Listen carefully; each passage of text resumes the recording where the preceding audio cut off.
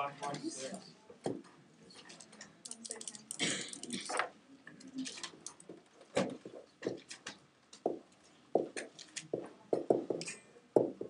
Okay, we're going to do the easy part first, which is 5.7.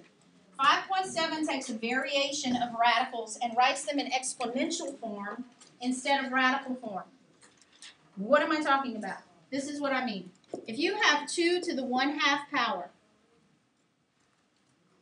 see, we're used to squaring things and cubing things and doing all that other stuff. Well, how do you raise something to a 1/2 power? This is how. In this exponent, can't talk. The numerator represents the power of the base. So it's 2 to the 1st power.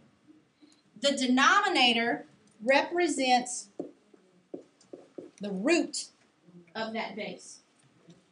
Okay? Now, very simply, this is the square root of 2 to the 1st power. In section 7, there are things written as fractions, fractional exponents, but if we would just take these numbers with a fractional exponent and convert it to a radical, then all we need to do is follow the rules that we learned about how to work with radicals. If you're adding them, they have to be alike. If you're multiplying them, they don't have to be alike. And then simplifying them and on and on and on. Okay? So for repetition's sake,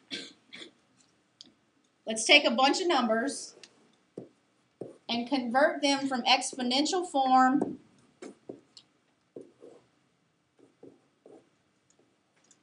to radical form. It's very simple. The bottom part of the fraction represents the root. So for this first example, it's the what root? 4th root of a cubed. Can you reduce that? No. This second example is the what root? The 7th root of b to the 5th power. Can you reduce this? No, there's not enough b's under there. Are we going to be able to reduce this one? Yes. Because this is the cubed root,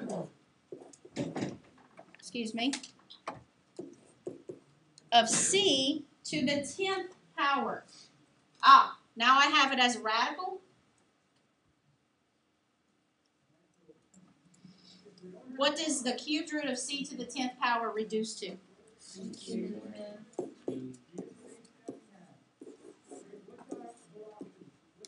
C cubed times the cubed root of c.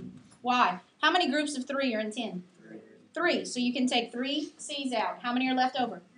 There's 1 c left under the radical.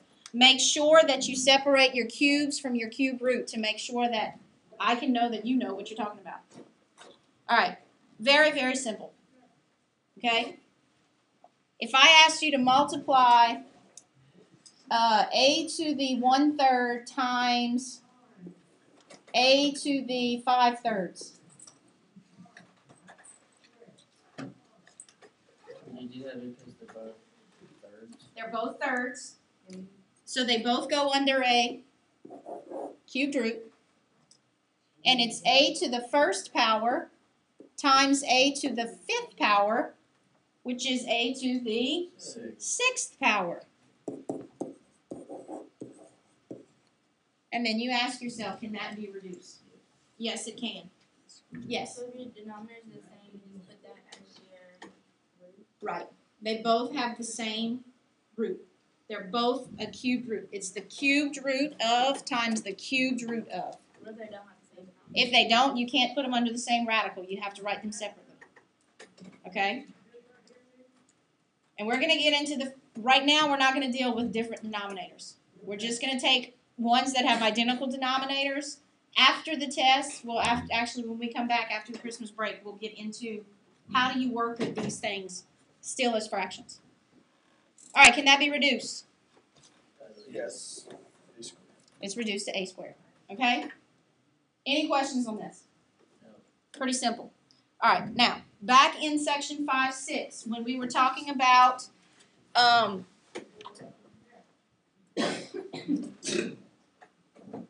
not being able to have radicals in the denominator.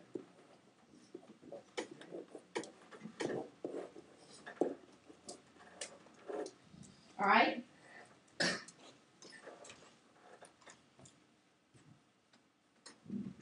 This is our groundwork for what I'm going to need to show you. What kind of problem is this? It's a FOIL problem. Let's actually do FOIL and see what happens, okay? When I do FOIL and multiply my first term to my first term, I get a squared. When I multiply my two outer terms, what do I get?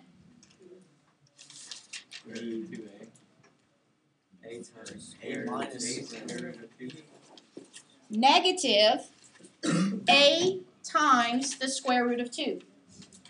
What do you get when you multiply the two inner terms? And the two last terms?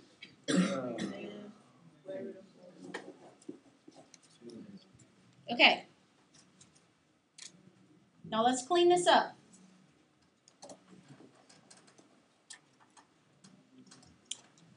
Are these two terms alike? Yes, they are both a square roots of 2. There's no coefficient, but it's understood to be 1.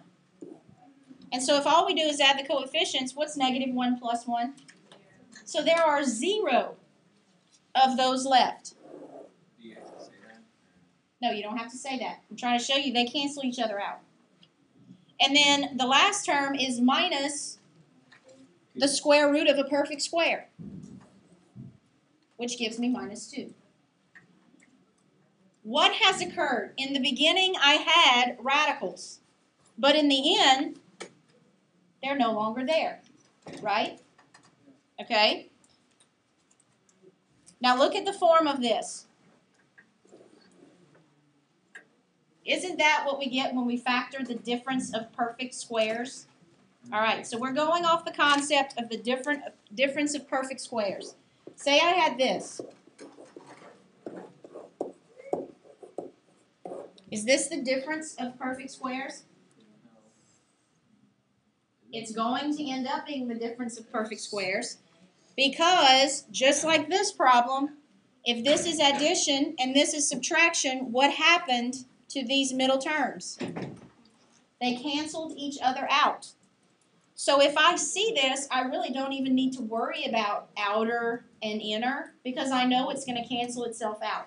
What I do need to focus on is first times first and last times last. What is that? The square root of 25, which is 5. Yes. So, in essence, I have eliminated the radical, correct? No. I'm setting groundwork, okay? Exactly. If you've got this FOIL problem where it's the same thing but one's plus and one's minus, you're not going to have a square root in the end. Now, why am I showing you this? Because suppose you end up with this as an answer.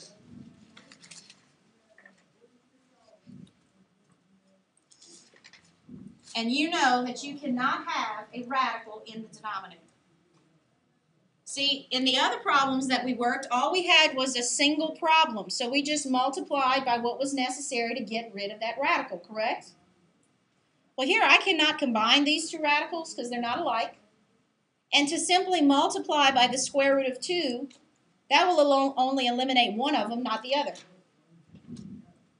So what I'm going to do is go on this concept. If I multiply by the opposite of whatever that is, what's going to happen to those middle terms? They're going to cancel, and I'm just going to have an answer. All right? So, understanding that this is a group, I will multiply